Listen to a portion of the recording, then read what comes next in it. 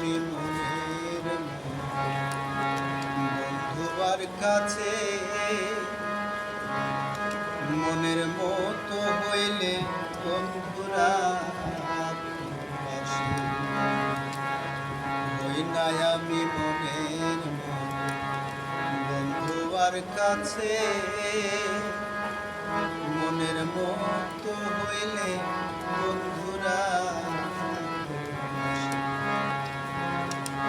বন্ধু ছাড়া এখন আমি বাঁচি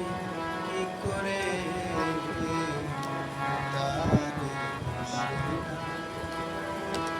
আমার কপালে